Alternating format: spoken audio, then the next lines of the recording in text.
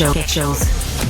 Merci à la formidable équipe avec qui je travaille tous les jours. Sébastien Laperrière à la mise en onde, à la réalisation, barbe blanche mais culotte courte, à la recherche, nos deux geeks, Maximile Sayer et Alexandre Moranville Wallet, à la mise en ligne, le cousin d'outre-mer, Maxime Trouleau. Le gardien du temps impitoyable, Maximile Sayer. Et bien sûr, j'ai été entouré de Alexandre Moranville-Wallet et de Olivier Guillet. C'est dans le blanc des yeux parce qu'on est vendredi, donc à LCN à 20h, c'est ton émission Sophie et tu reçois Patricia Paquin. Et sais-tu quoi, quand tu as fini l'enregistrement de l'émission, j'ai vu Jeff Bérard, notre directeur technique, et puis qui a écouté l'entrevue que tu as faite avec elle, puis il dit Patricia Paquin est pas mal plus rock'n'roll que ce qu'on pense. Ben oui, tout à fait. C'est très drôle parce qu'il était en régie puis il devait travailler. Puis, normalement, il devait travailler en régie, parce qu'il travaillait sur un autre dossier. Puis, j'étais incapable de travailler. Je passais mon temps à écouter l'entrevue avec Patricia. Moi, c'est ça que j'aime. C'est une fille que j'adore. On adore. Vraiment, ben, on n'est pas les seuls. C'est vraiment une comédienne et une animatrice chouchou au Québec. J'en veux pour preuve le fait que quand elle avait été mise à la porte de façon hyper cavalière, pour ne pas dire outrancière, par Rythme FM, 3 jours avant de prendre les ondes, au mois d'août 2024, il y a eu un soulèvement, il y a comme une vague d'amour vers elle. Les gens disaient à quel point ils étaient scandalisés. C'est quand même assez incroyable, puis je lui ai demandé de me parler de ça, mais de se dire, tu sais, ça faisait 1 an et demi qu'elle co-animait avec Marie-Ève Janvier. Elle était en vacances à Disney avec des amis et sa famille. Le vendredi, son agent l'appelle en disant « Patricia, tu rentres pas lundi. » Ben comment ça? C'est dans 72 heures. T'sais, il venait de lui demander de faire des vidéos de promo pour l'émission, puis tout ça. Le monde des médias est impitoyable. Oui, on en a vu des histoires, mais là, j'avoue que 72 heures avant d'aller en ondes, t'apprends qu'on t'a remplacé par une plus jeune. J'avoue que c'est assez raide. Mais bref, je lui ai parlé de ça, mais c'est pour dire à quel point c'est quelqu'un qui est populaire, pas juste à cause de Chambre en ville, pas juste à cause de Flash, mais l'ensemble de son œuvre. Et c'est quelqu'un qui, sous des dehors de, tu sais, la fille d'à côté, la fille gentille, consensuelle, puis tout ça, c'est une fille qui a de la poigne. Elle a du chien. Elle a du chien, merci. Tu vois, depuis le début, j'essayais de trouver c'était quoi le bon mot. Ben, merci de me le donner. Elle a du chien. Et entre autres, quand on parle, parce que tout le monde connaît évidemment son fils Benjamin, qu'elle a eu avec l'humoriste Mathieu Gratton, et elle monte de Benjamin. Benjamin, il est comédien, il fait Siméon dans la série Stat. Bref, il est hyper populaire, Benjamin. Mais quand quelqu'un, même si c'est quelqu'un de très haut placé, fait des commentaires sur les autistes, elle devient une lionne, Patricia. Une lionne prête à défendre son petit et prête à défendre ce dossier-là. Et quand Donald Trump avait dit que la raison pour laquelle il y avait des autistes et que les mères prenaient du Tylenol pendant la grossesse, ça l'a fait rugir.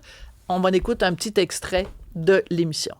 Café, j'étais super à mon affaire. Fait que c'est des corrélations qui me choquent parce que là, le fait de t'en parler maintenant, je vais recevoir des messages, assurément. Alors, salutations à tous mes nouveaux amis. Mais là, ils vont me dire, oui, mais il y a telle étude. Oui, mais ça a déjà été prouvé. Oui, mais ça a été démenti. Puis, quand j'écoute le docteur Motron, qui est une sommité en autisme, ici à l'hôpital notamment de Rivière-des-Prairies, qui dit, il n'y a pas de lien à faire, là, qu'on passe à autre chose.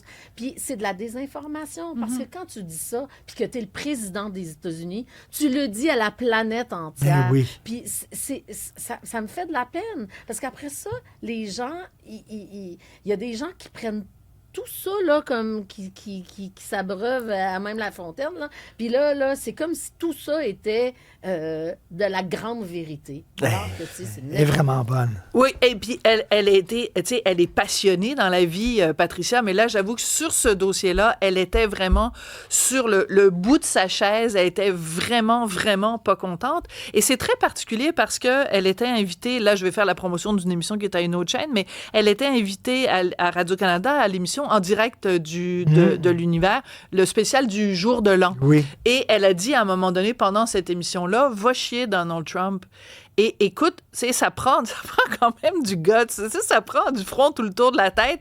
Et là, et c'est pour ça qu'elle dit, je vais me faire encore des nouveaux amis, parce que les Trumpistes sont enragés. Les anti-vax aussi. Là. Ben, les anti-vax, les Trumpistes, oui. enfin bref, il y a toutes sortes de catégories de gens.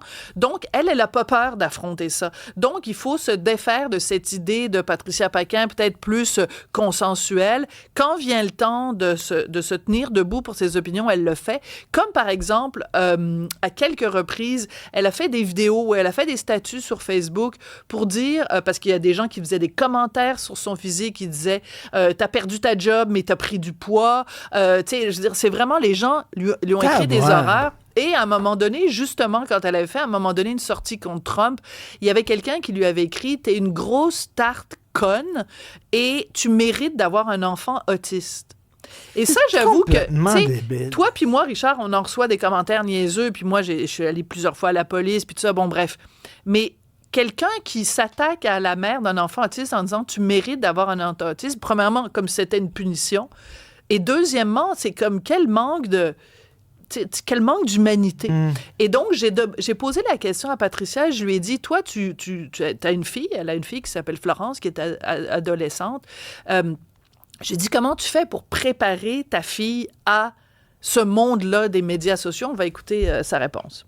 Moi, je nomme les choses. Fait que moi, quand je reçois des messages bizarres, je les lis à voix haute dans la cuisine.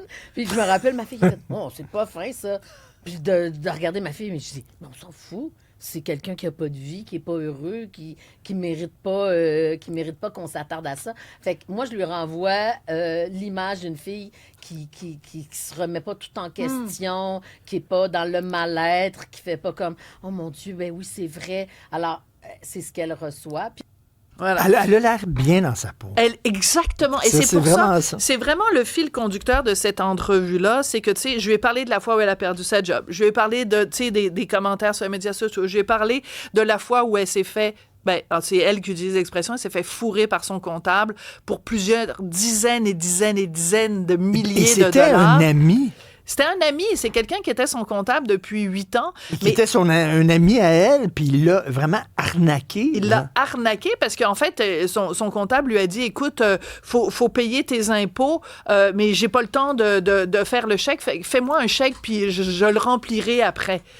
Ben, elle a fait l'erreur de laisser le chèque en blanc. Qu'est-ce qu'il a fait, le comptable? Il a pris le chèque signé par Patricia, puis il a fait son chèque à son nom. Et ça fait des années que Patricia, elle refuse de dire de combien était la fraude. Puis moi, je l'ai talonné, puis elle dit, écoute, je vais te le dire, c'est le prix d'une petite maison. J'ai dit, une petite maison, une moyenne maison, une grosse maison. Elle dit, une petite maison. Donc, merci, ce soir, 20h LCN. Bonne nouvelle, le poney Damon a été retrouvé en France. Et oui, mesdames, messieurs, Damon avait 50 personnes qui cherchaient ce petit poney récemment. Petit poney, a été retrouvé. Et là, on soupçonne un vol. Il y a eu une plainte à la police. Et en France, on dit qu'il y a des amendes pouvant aller à 3 ans de prison et 45 000 € pour le vol de poney. Des réseaux de trafiquants de poney. Ça arrête plus. Là-dessus, bon week-end tout le monde. Lundi, 3h. Salut.